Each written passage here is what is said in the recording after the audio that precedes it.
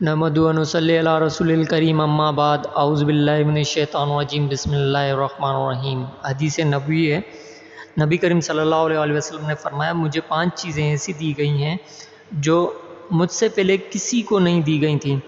1 مہینے کی مسافات سے ریب کے ذریعے میری مدد کی گئی ہے اور تمام زمین میرے لیے سجدہ گاہ اور پاکی کے لائق بنائی گئی۔